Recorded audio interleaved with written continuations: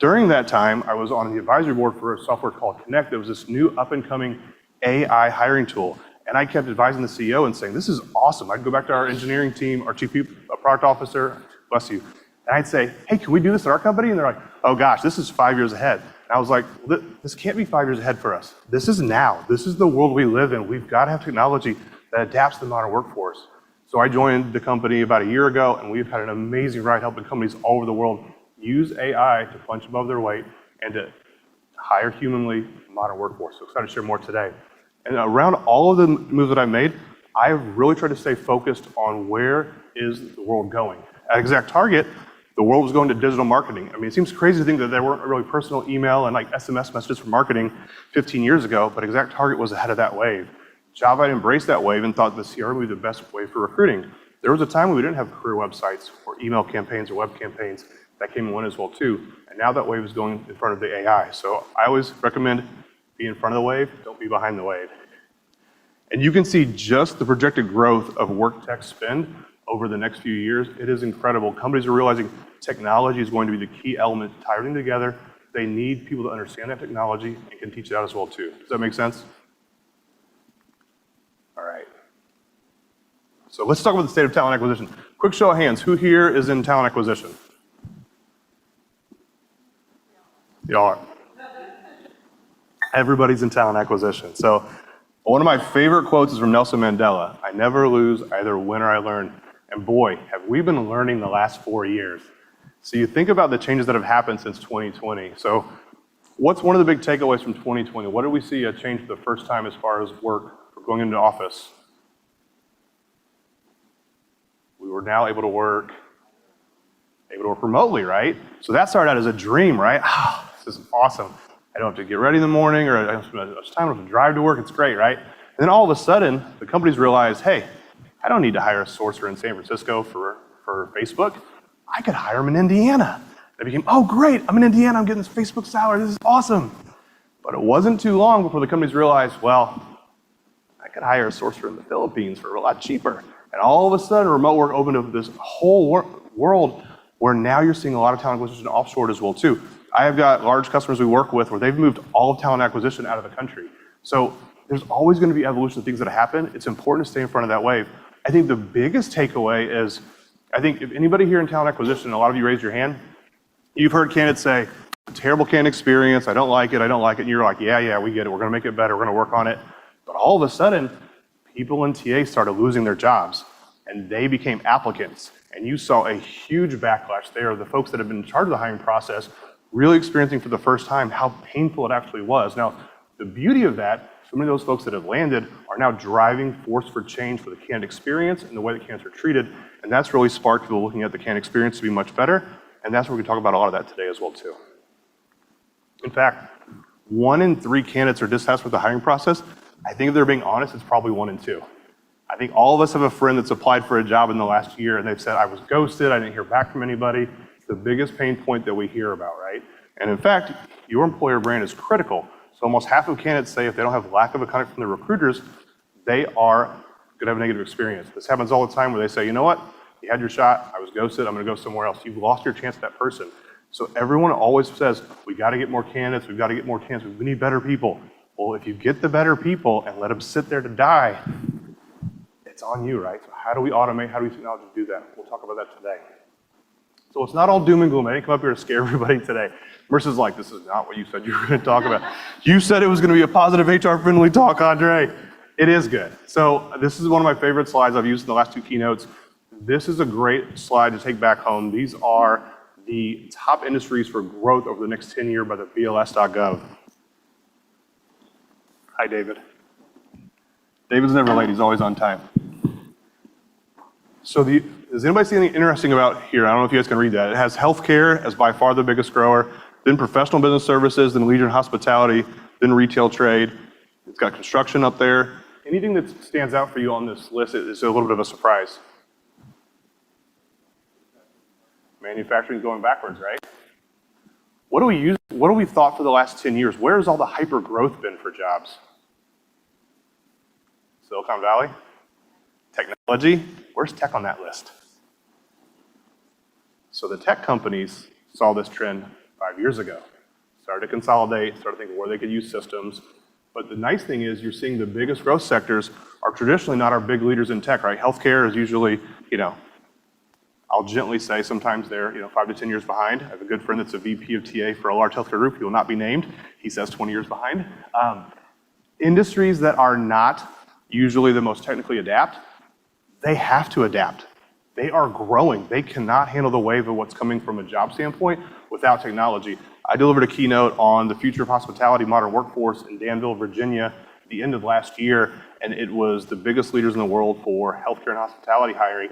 You had Texas Roadhouse, Caesars Entertainment, Caesars Palace, the casino. You had the executives, you had the colleges for the highest hospitality programs in the country. Everyone is mobilized to make hospitality a key element. If you have anyone about to go to college and you're like, what do we want to major in? They don't know. Check out Virginia Tech's hospitality program. They are getting kids out of college that are making $100,000 to $150,000 their first year to be in GM rotational programs because they are realizing the wave of jobs that are coming their way. There are not enough workers. They're staying ahead of that as well too. But the common element is all of these folks that are not usually the most technology conscious people, they're adapting AI. They're learning it. They're showing it. So when you think about like, hey, there's no way my company could use AI, the reality is if you say that, your competitor is, somebody else is, it is going to be available for everybody. So you have the opportunity to take advantage of that as well too. So that's the good news. Why is it so hard? Does it feel like it's harder to get people interested? Like, it feels like it's never been harder to engage a modern workforce. You look at the individuals, it's hard to grab their attention. It's difficult. People are busy. It's hard to schedule multiple interviews. I don't know if you guys all know your average time to fill, but if you look at your interview process, is it taking 45 days to hire somebody? How can anybody be part of that process for that long, right? Hiring does not have to take, days, weeks, and months. What if you could shorten it and walk away today, and it could be minutes, hours, and days? It would change your company, would change what you're doing now. And on the candidate side, they really struggle with that lack of feedback. The number one complaint, we don't hear back from individuals.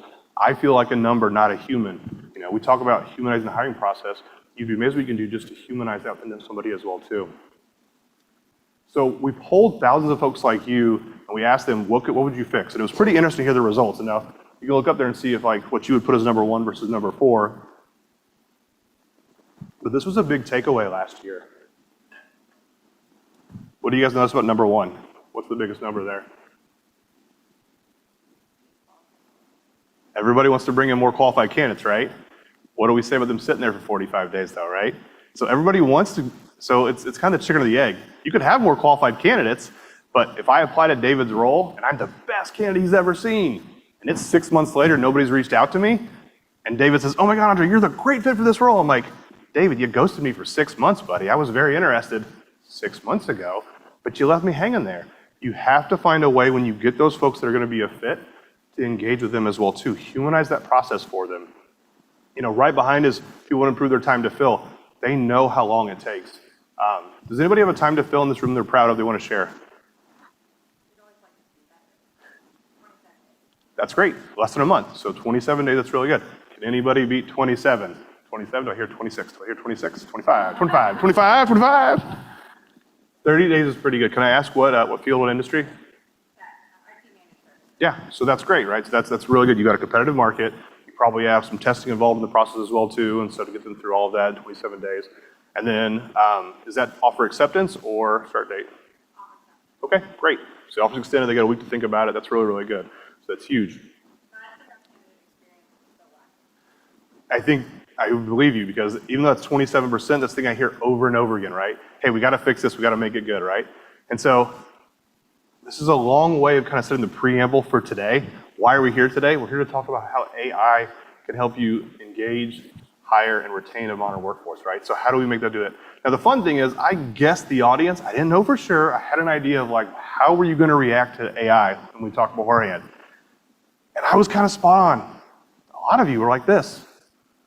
Oh my God, help! No, I'm terrified. I'm just here because I want to face my fears. It's like, that's great. Okay, we're going to talk about it. But the rest of you, a lot of you were like this. I have total wonder. This is a photo. This is my son on his first Christmas where he was like, what is these lights? What the heck is this? Like, so I use this slide a lot as like, I would love for everyone for just the next 45 minutes, have that sense of wonder. Think of something that's totally different, put away the fear and just really find out what you're going to take back to your company. Because I guarantee the more you learn about AI, the better it's going to help you in your position, whatever it is, and it's going to help your company as well too. The reality is most people are in the middle, right? I love this story. So it's like, hey, a CHRO asked an employee, like, hey, how are we going to use AI? He's like, oh, I'm working on it. ChatGPT, how should we use AI? So it's pretty fun, right? This always gets a chuckle. So I'm going to do a quick audience participation because it's early, and we'll do some breakout sessions here shortly. Quick show of hands, if you are currently using AI to automate and do all of your hiring, raise your hands. That's the response I was looking for. All right. I'm going to try this again. If you have a smartphone, hold it up in your hand right now. Hey! So if I would have told you 20 years ago, you would have replaced all of those things with your smartphone, you would have said, you're crazy, Andre. But the smartphone came along and became a tool and a piece of technology that allowed us to do so much more that we could never do before. I couldn't put all that in my pocket. There's no way, right? But a smartphone changed that. So think of AI as the next smartphone. It's a tool like a microwave or a smartphone. It is something you can use to be more efficient and more successful. But think about that of where it's going and how it's going to adapt that way as well too. So thank you for the participation there.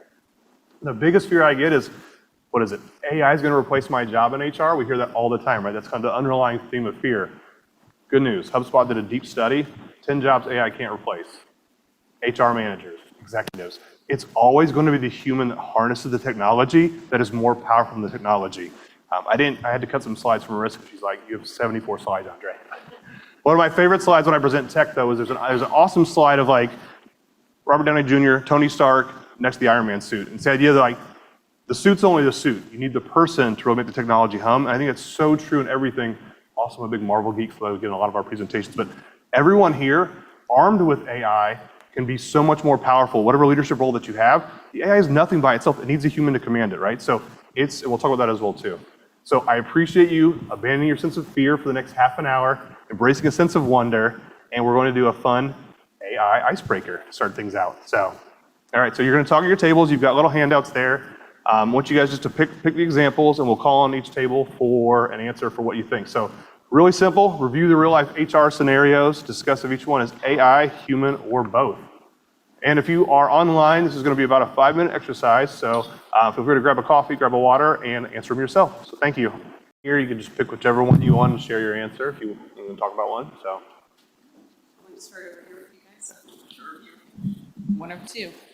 Gotta take it. Which one am I answering? Whichever one you want, Chad. You're fearless. Oh, boy. Dealer's choice. Oh, okay. All right, so let's go scenario 3. Hiring manager reviews an AI-generated job description before posting it, ensuring it's inclusive and bias-free. Didn't know if you needed the reading, but I thought I'd throw it out. And we went both on that. Yep, that's going to be both. Yep, that's correct. So it's a way to kind of blend that together, right? So you have a chance to review it. I think one thing we go with our technology is we have, in 15 seconds, you get an AI-generated job description. 95% of the time, the hiring manager says, that's better than ours and keeps it. 5%, they say, I want to add this or take this out or whatever, but the human controls what goes out. Technology gives you a starting point. The human is the one that actually determines that. So great answer. All right. We'll do scenario 1. We also said both on that one because the recruiter is reviewing, but the fact that they received the candidates, like that short list, we thought AI may have reviewed people first. Yep. So it's a great answer. In this one, it counts AI as the tool because AI is screening everybody first, and then you're reviewing there. So I'll show an example later on where it might say, hey, we're going to go ahead and give everybody a ranking 1 to 100, and you still choose who you talk to. Maybe number 47% ranking is the best person. You talk to them and hire them. You choose who that is because you have the recruiting ability. You know what a good candidate is, right? The AI is going to give you a starting point, but you're ultimately the one that decides who goes forward. So, yeah, great answer. Awesome. So we've got 1 and 3 done. Probably just going to throw a wrench in all of this, but we thought that it was all trick questions. We thought it was both for all of them because you have a recruiter, an employee, a hiring manager, a company, and a candidate who are all using AI as a tool and a means to an end. So it is both for most of them. Yes, that is correct. All right. So one you guys like? Who wants it? Joe, do you want to say the hot potato? I'll pick four. Both. I mean, obviously, if you're looking at employee risk of leaving the organization, not ATSs, but HRISs have this function today where it pulls in, we were talking about various factors within their employment profile, tenure, do they have employees, how old are they, Yeah. to give them a red, yellow, green ranking. But then, you still as a HR leader or even hiring manager, still need to have that conversation with them. Those talked about stay interviews, that kind of thing. So Yeah. there's Retention. both there. Yep, 100%. That's great. Yeah. All right, we have 2 tables left and 1 question. Who wants to tackle number 5? Good job, Johnny.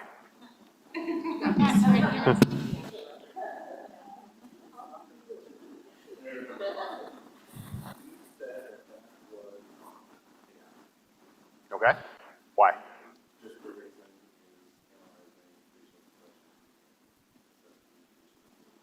Okay. Yep. Great answer. That's what it is. For almost all of them. Almost all of them. Yeah, I know, right? So, awesome. Hey, go ahead and give yourself a round of applause. That was a fun exercise. Good job. You all participated. Did anybody see an underlying tone to the questions? What were we doing there? We were showing how 2 things work together, right? The human and the AI. Can I tell you a little secret? AI wrote that for me. I said, here's my audience, here's their fear level, write me an icebreaker for this audience.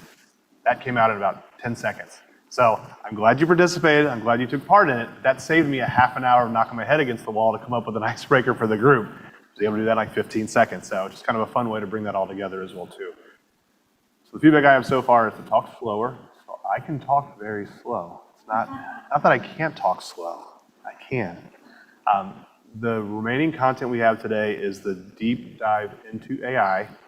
I told everybody a preamble before this one-on-one. I don't expect you to walk away and absorb all the knowledge on this slide. When I speak, it's been requested for my speaking engagements to have anchor slides that leaders can take back to their executives. So there's a lot of slides that we'll show today, but they're more for you to take back to your leadership down the road as well. So I don't want you to feel overwhelmed or anything, but I want to make sure we're all at different levels of leadership, of AI adoption. Everyone should be able to take away something from this presentation. Does that make sense? Yes. They will 100% be available. We got to figure out how to send a giant PDF to you. So we might break it into parts. We might break it into sections if that's easier to send. But yeah, one of the things I like to do is always make sure the content's available because so many folks that I talk to will come back 3 months later. Hey, we just got to approve this because I used your slide of this, there. I showed we're the #1 industry that's growing and I showed this, we need to have this. And it's like, hey, whatever this is able you to take away and use for the betterment of your company and your position, use it. Get that promotion with these slides. Go after it. So let's talk about AI's emergence in the workforce. This is going to be an AI overview. Some of you will say, I already knew that. I think a lot of you are going to say, this is a lot, Andre. So it's okay. There's no right or wrong to the level of knowledge here. So this is one of my favorite stats. Just the reality that 90% of business executives are planning to hire more because of generative AI. That's a huge stat, 90% of business executives. So at the C level, they are all looking at where AI is and how it can impact what they're doing. Now, some of you are like, I thought we were just talking about AI, Andre. There's a different AI, it's generative. There's different versions of AI, we'll talk about them. Generative AI is going to be the most standard. It's your general AI.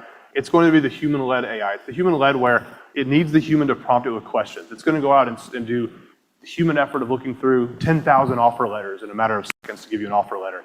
It is kind of where we are right now, and I don't want to scare anybody because I promised Marissa I wouldn't scare too many people, but on the journey of AI, we're at the very, very baby step beginning right now. We're at the very beginning of where AI maturity is going. Has anybody here heard of a little company called Salesforce? I had the great fortune to be the global head of sourcing for Salesforce. It was the last TA role I had before I switched to work tech about a decade ago. Bless you. You probably see all the fun Matthew McConaughey ads. They're doing a lot of things around Agentforce. Agentforce is agentic AI.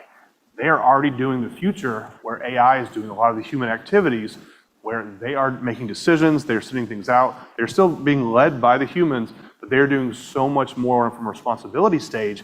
That is the next future wave where we are. But we can't go to the future until we embrace today. So we're going to spend the majority of today down here in the human-led generative AI. So generative AI, think about it as I want to get an offer letter out. I ask for an offer letter for, let's say, a accounts payable clerk.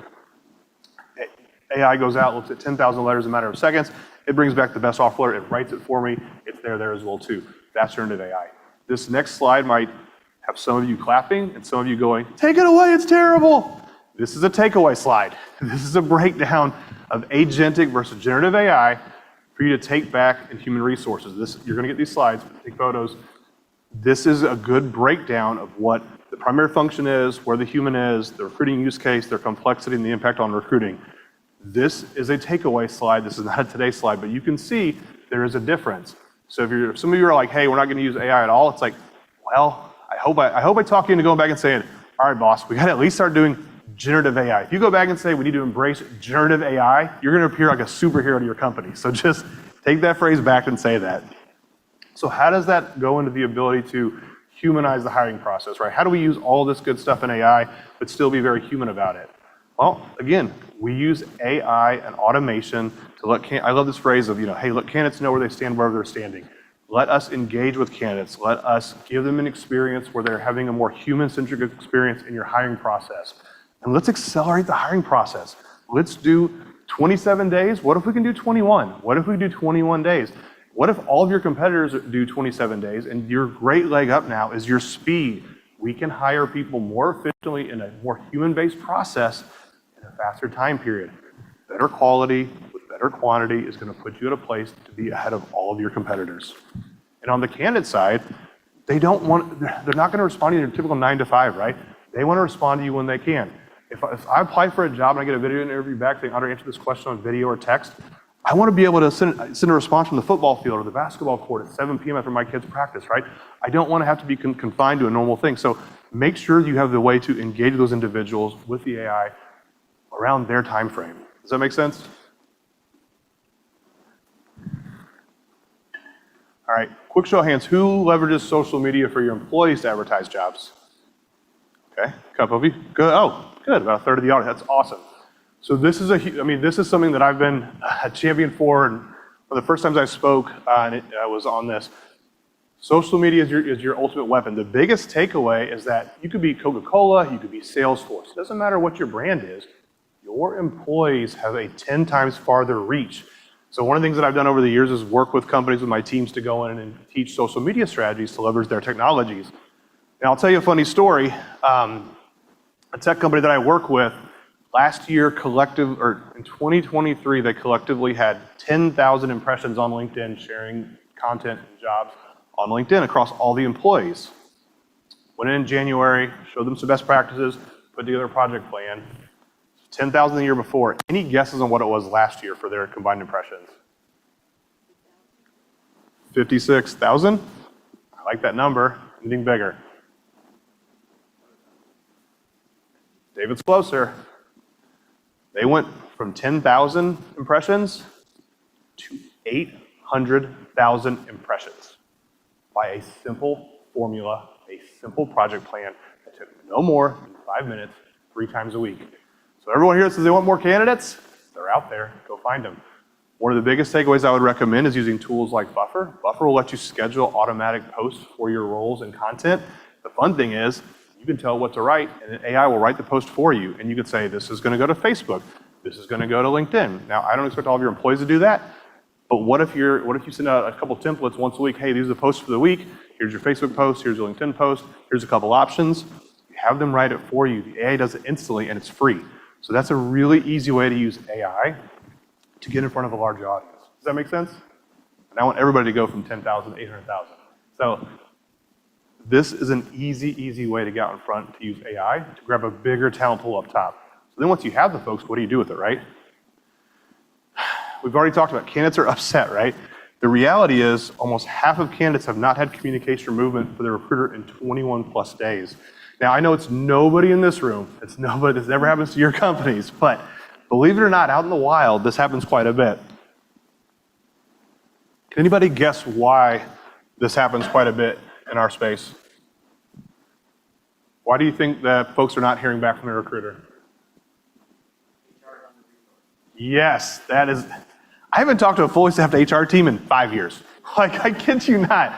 I actually, so I worked with Sony very closely as a customer, and I had a manager of recruiting that took a demotion to recruiter because she was already doing a full recruiter desk and her manager job, and she's like, Andre, I couldn't work 6 days a week. I took a demotion because I literally wanted to step back and just, only work 60 hours a week. But because she'd been understaffed, so many teams are understaffed, right? So that's right. I was the smallest speaker in the room of an amazing audience, including the CHRO of a little company called Ford. And she talked about her recruiters get 800 applicants within 24 hours of posting a job. And they know they can't get to everybody.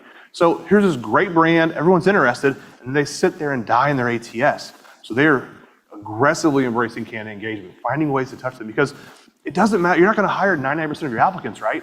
But if their experience is terrible, you're gonna lose them for the future. So how do we do that? How do we make it better? AI is a great way to do that. We'll show an example here in a second. This is one of my favorite personalized stories. It's gonna be one of our employees, data reporting analyst. And so I love this story. Amazing candidate, great school, MBA, all these amazing things, right? 3 months, applying through Handshake, applying through Indeed, nothing. He applied, he did all this investment in himself to better himself, to come out of school with 2 degrees. All of a sudden, nobody wanted to talk to him. He went into so many black holes of applying, and it broke his spirit. So he applied through Connect, and he was blown away that within a few minutes, he had an auto-response video from the hiring manager. Now, Jody can't send a personalized video to 10,000 people, right? But she could film one video and have it set up with AI to automatically go to everybody that says, thank you so much for applying, right? So the AI was able to instantly touch him with the automatic video with human contact, and then he was able to respond, hey, you know what? We want to make sure you're not a deep fake. Jody and I were talking about deep fake candidates. We want to make sure he was a real candidate. So we're like, hey, just to confirm, can you answer these 3 questions? What are you passionate about? What drew you to this role? Hey, answer via video or text. Get back however you want on your own time frame. Of course, he's like, first company to bite on me in 3 months, I'm going to answer immediately. So he immediately answered back. Then he got the human personalized video from the hiring manager, and I love this. This breaks my heart, makes me so happy. So the hiring manager reached out and said, hey, Kamal, so glad to see your answers. Love that you're passionate about X, Y, and Z. So am I. We want to talk more. He said when he said my name in the introduction, that made up for all of the months of not hearing anything back. So there is a power to humanizing that candidate to let them know you are not just a piece of paper. You are not a resume. You are a person. Whether we hire you or not, we honor your humanity and we want to talk to you, right? Does that make sense? Probably getting too poetic here for talent acquisition, but this is the beauty of AI and where automation can really change the world. And so this is a bit of an eye chart too, right? So again, we talked about being under-resourced, right? I don't have the recruiting team. I've got a good friend that has a large recruiting team, and let's say he or she says that team spends 60% of their time going through resumes and sourcing, right? Well, if you crunch the numbers, that's costing the company $21 million a year, right? So why would you have your expensive recruiter spending so much time to go through everybody and still not reaching everybody? What if when somebody applied, they could instantly come into a system and within 60 seconds of applying, they get that Jody video saying, hey, thank you so much for applying. We want to speed you through our system. Hey, answer a few quick questions so we can accelerate the process for you. We're doing 2 things there, right? One, we're touching everybody. There's no more of this, I applied for a job at Ford and nobody got back to me, right? The cool thing is I applied to 20 jobs today. Did anybody get back to you? Well, Cornerstone did. Cornerstone got back to me within 60 seconds. It was pretty cool. I actually got to answer some questions for them tonight. Oh, that's awesome. That's great. The brand is strong there, right? But also, you're measuring engagement. We are now in the age of apply bots, where candidates can apply to thousands of jobs or going Indeed and mass apply. They don't know who you are, but half the time you reach out to them 3 weeks later and they're like, who are you? What do you do? And it's like, you applied. It's like, I applied to so many jobs.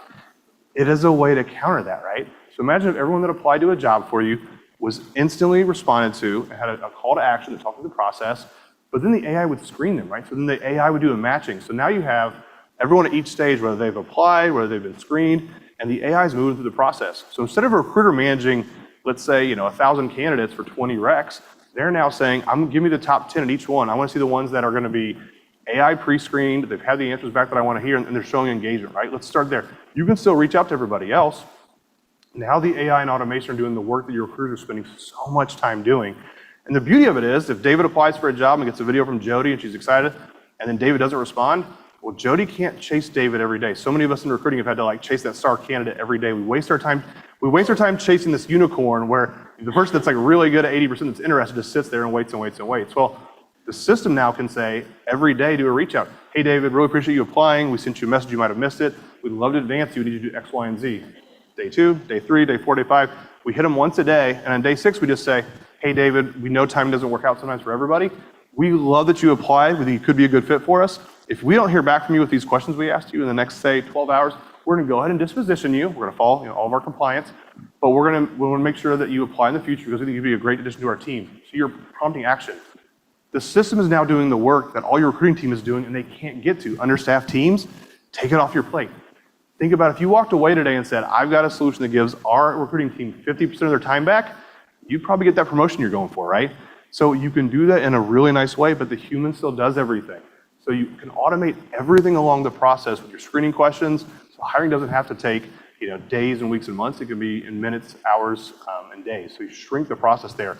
And you let your recruiters have more quality conversations. If you were in recruiting and could talk to, let's say, if you could cut off half your administrative time each week and then talk to more quality people, build relationships, everybody would take that in a heartbeat, right? It gives you a chance to have that more human connection with everyone. Does that make sense? And that's how you shorten your time to fill from 27 days to, let's say, 14 days or 15 days, and what that would do for your industry as well, too. And the great part about it is, too, the AI is a guidepost, right? So if somebody says, like, great, we've got all these folks engaged with, but hey, you know what? We've got 3 folks that are a good fit that AI says they're 80% match, but I've got someone that it was a 47% match, but hey, she did the video. Let's go ahead and watch it. You as a human can decide who you want to talk to. Maybe that 47% match person is the best fit. You still decide as a human who you engage with as well, too. Does that make sense? And this is a simple template. You can go take it back as well, too. Does anybody have an applicant tracking system that is doing automatic messages back when folks apply? You going? What are you using? That's great. Can it do anything past the first apply as far as the message, or is it just the initial one? Yeah, no worries. Most Greenhouse is a big company we worked with when I was at Java. They were kind of one of our big rivals. But usually the first message is there, but then after that it falls off. So you get the auto message, which is still a step up from everybody else that's not doing that. But then it's the engagement throughout the process as well. So I'll include this as a very simple template of how to respond, what to have. If you can engage video content, it's really good, but this is a great takeaway template as well, too. So because we have a broad range of individuals in talent acquisition, culture and development, and human resources, I wanted to give you some key takeaways. Marissa actually asked me to make sure there were some things that could be anchor points to take away. We talked earlier about how to use ChatGPT. Is anybody using ChatGPT currently? Nice, look at you, that's awesome, good. I thought I hit that slide on how to get into ChatGPT. If you're not, just search ChatGPT. You can set up a free account through your Google account, through your Gmail, whatever you want to do. It doesn't have to be linked to your work, but it's free. You can ask it a lot of questions, and it can even build AI icebreakers for a large audience as well, too. So here's a simple ChatGPT prompt. I don't know if you guys can see that, but it says, please write an offer letter for with the base salary of $75,000 for this role, right? In Fishers, Indiana. Put it in there, in a matter of like 5 seconds. This is generative AI. So it's not doing anything other than condensing all the information of thousands of offer letters that it sees, taking what it thinks is the best one for you and doing that. Now you can say, hey, refine that, add more of this, this, and that, but here you go, you've taken a lot of the legwork from writing offer letters into a very quick prompt. That's a very easy way to make your life easier. Does that make sense? Awesome. This is one of my favorites. So I started my career in staffing, right? So we used to do what was called candidate marketing, where we would have a hot candidate, we'd write up bullet points on them, we'd advertise them to like our different prospects or customers or whatnot. But what if AI could do that for you? What if you could look at your silver medalists? What if everybody you could hire in 27 days, what if you had a lot of really good number 2 candidates you wanted to keep engaged, but you want to have a nice summary where it says, hey, I'd love to send this over to a hiring manager to say, hey, this is our number 2 candidate. She's already been vetted all the way through the process. If you have an opening down the road, would love to get her in front of you. When I was at Salesforce, we had certain roles that if we had a really quality candidate, they would force a headcount for, right? So if I had 2 really good candidates and we filled one, let's say enterprise account executive, if I had a second really good one, Mark Benioff would let us write a check on the spot, give them a salary and offer, and hire them as well too. So this is a great way to take all of these amazing folks in your Greenhouse database or wherever you are, write candidate summaries so you have a good idea. Now, it's still the AI. You might say, oh, well, this leaves out. Sarah's best thing is that she does mission trips and is volunteers in philanthropy. Great, add it in, right? But this gives you the starting point to have those summaries. So all of a sudden, you've unlocked the secret weapon of so many folks you have in your talent pool. The healthcare keynote that I did to kick off the new year on AI, their stat is that the average hire in healthcare has been in their ATS for 592 days. So think about that. They've been sitting in there, which means they usually get the job for the 4th or 5th or 7th job they apply for, right? What if you had summaries of like, oh my God, what if you could pick out the diamonds in your database and say, gosh, this is a really, she interviewed for the wrong job. She's a great fit for over here. You know, what if Chad says, oh my God, we've got a new project manager role opening up. This person's perfect for it. Now they see the summary, I'd want to talk to them. This is a very simple way where generative AI can take that information, summarize it for the human, let you make a decision on it. Does that make sense? All right, these are all takeaway slides too. So these are, if ChatGPT, when you go back, these are easy prompts you can do, right? One is to draft a job description. All you have to do is cut and paste this prompt, put it in there, and it'll create the job description for you. Makes it very simple for you. It's a good takeaway. And thank you, Marissa, because you had asked me for some ChatGPT takeaway things, so I wanted to make sure that I had those in there for you as well too. Who wants to do interview questions? Sometimes we have the most stale interview questions, right? So like, give me some different content, what's out there? Because again, generative AI. ChatGPT is analyzing thousands of interview questions, right? How can we develop interview questions? So these are great prompts for you to use for different roles. Play around with it, do different things, put it in a place to be successful. Hey, who said surveys earlier? Anybody? Somebody mentioned something HR related before. Yes, there you are. So again, very simple, right? Creating employment engagement surveys.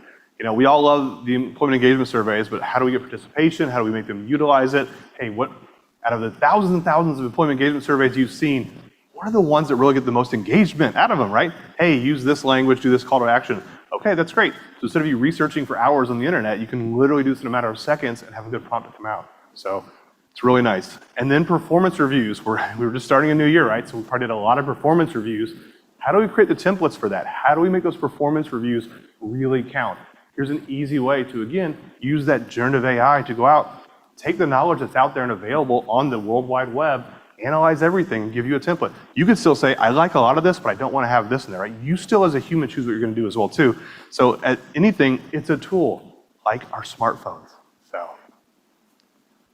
and if you thought the work tech budget increase was crazy earlier, this is the AI market over the next few years.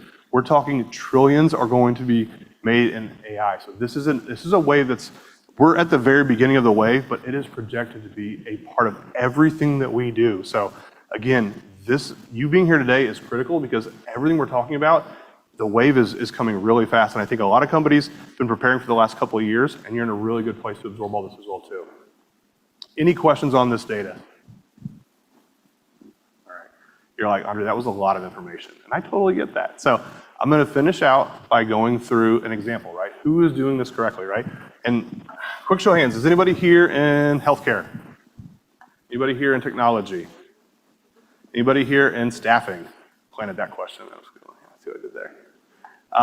What's your industry? I'm actually person. I'm not an HR person, but sorry. I'm not in HR. I'm actually in operations, but I use AI a lot on the offside at the company that I'm at. So our industry is distribution and manufacturing, engineering. Nice. Okay. Nice. How about you? I'll just let you guys pass it around. Here, you go. You guys can all go. Insurance. Insurance. Okay, great. Just talked to a VP of TA from Hanover Insurance I used to work with yesterday. So very cool. How about you? Construction. Okay, awesome. Nonprofit. Perfect. Okay. All right. So we've got a variety of industries, right? And so I didn't think it was going to be helpful today to walk up here and say, here's how Meta's doing it. Here's how Airbnb is doing it. I wanted to humanize it a little bit more, right? So if you think that AI is just these big tech companies, the reality is it's not. It's the industries that we just talked about, right? So who's using AI?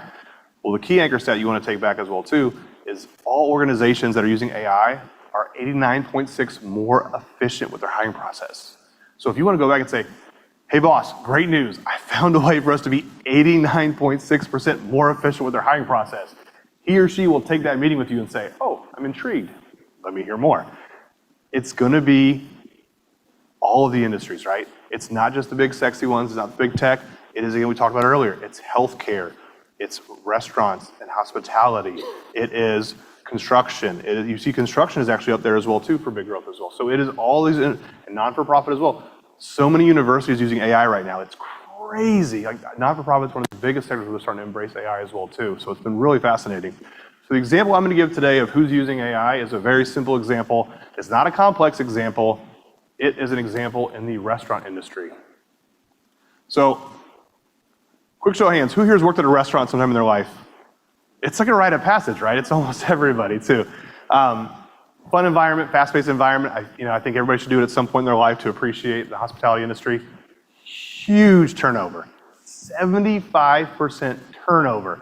So much turnover that the BLS.gov said, if you just have a stable staffing, you just keep your employees, you'll increase your profit margin by 7%. So huge, right? But it's also one of the top 3 industries with the highest amount of growth, and there aren't enough people. So you've got an industry that is traditionally not technical, that needs a lot of workers, that can't keep workers for anything. So that's my AI example today. So I'm going to share my story. We were able to work with and launch 8 different restaurants in the middle of nowhere, Wisconsin. When I say nowhere, I can't even pronounce Wausau. I think I got it right. Green Bay was the most populous of the 8 restaurants. They knew they needed technology. It took them 3 years to convince their ownership group to switch over to Toast, to go from like paper tickets to like things in the kitchen. But they said, we're not going to make it. We are not a chain. We're going we don't have the money to go after these folks. They were spending a lot of money on Indeed, thousands of dollars a month, and of that, they were getting maybe 100 candidates to get 1 hire, tons of no-shows, and it just wasn't working for them. So they knew they had to embrace technology. And so it's funny, when we talked to them about this, we met, some of the GMs were like, and owners said, oh my gosh, we got to have technology. We're going to die. We can't do this without it. Some of them were very against it. There's one guy I met in Wisconsin, and I said, hey, I'm Andre Boulay, Chief Revenue Officer at Connect. So excited to transform your hiring. And he said, yeah, if this stuff even works. And I was like, good to meet you. So happy to be here. This is great. But when we talked to them, and they were 8 locations across, again, small town, Wisconsin, they all shared a story. They said, well, I was actually on the kitchen staff when I started. Now I'm the owner and GM. I was a bartender in college, and now I'm the GM and owner. Hey, I was actually a bouncer. Now I'm the GM and owner. And we were like, are every one of you owners like former individual contributors? And they're like, yeah. Like, do you tell that story? And they're like, no. We're like, that's a great story for recruiting. So we were like, hey, when somebody applies to any of your jobs, the first video is, hi, I'm David Bishop, general manager and owner of restaurant X, Y, and Z. I actually started out as a kitchen manager 20 years ago, and now I'm the owner. I'm not saying that for everyone to be an owner that gets a job here, but we care about your professional growth, and we want to keep you here as part of our family. All of a sudden, the light bulb went off. All of a sudden, things transformed for them. So they went from, all these challenges, all these no-shows. Now, they went from a 90% no-show rate for their interviews to 94% showing up. That showed operational efficiency. That whole stat on like executives wanting to like give back for organization and operational efficiency, this is it, right? The cool thing was, of the 94% showing up, 2/3 got offers. What does that show you? A higher quality of candidate. They were engaging with them. They were screening them. They were having the questions. They were seeing if they were going to be an AI match for the role. They were making sure they weren't applying to just 1,000 roles on Indeed saying, hey, Jody, thanks for applying. What are you passionate about in the restaurant industry? Or what's something that you care about? Hey, I really like X, Y, and Z. And then they had a 97% acceptance rate. So all of a sudden, they went from not being able to find enough people to having quality folks all show up, be engaged, and be very interested. And one of my favorite hires of all of these is they had a candidate apply, and AI said she was bad. She was a 47% match. AI said, don't talk to her. She's not going to be qualified. But she did. But she answered the screening questions, and she did a little video on why she was a good fit. The GM and owner said, you know what? She did the video. She took the time. She took 30 seconds. I'm going to do it. And she said, look, I get I'm not a good fit for your bartender position on my resume, but I'm 22 years old. I just graduated from the University of Wisconsin. I know my way around a bar. Here's my favorite drink. Here's how I would make it. GM laughed, brought her in. They hired her. 6 months later, she's their best employee. All of her friends come in. But that's where AI said, oh, her resume is not a match. But the human element of showing, hey, here's where I could be a good fit for your company. The human said, you know what, let's bring her in. Made the decision, the human-led decision, and hired her and put her in a place to be successful. Does that make sense? And what I love about this is not only is our hiring process improved, we did all of this for 8 restaurants in less than 30 days. The idea of like, we'll never change, we get to do everything. These were the most anti-change people I've ever talked to in my life. I mean, one of the guys had a black eye when I talked to him. Like, I was like, where are we? This is Wausau. Okay, that's great, all right. But this doesn't take a long time to implement change. It can happen very quickly. Your organization can improve. And one of the wrinkles we said is, okay, you're not gonna hire everybody, right? Greenhouse, you've got 1 million applicants. You hire 1% of them. So what do you do for the 99% of folks you don't hire? In their case, they're a restaurant, right? So we came up with an idea from a strategy standpoint. What if we drove revenue back into your restaurant? What if everyone that applied to get to a certain stage and didn't get the job as a silver medalist got a QR code to come in for a free appetizer? They're probably coming with their friends. They're probably gonna drink and buy more than just an appetizer. Now you're giving a great candidate experience, and now you are driving revenue back into your restaurant, and you give them set up to hire them in the future as well too. So that's a great way of the human to kind of blend with that as well too. Does that make sense? And the data's been pretty fun.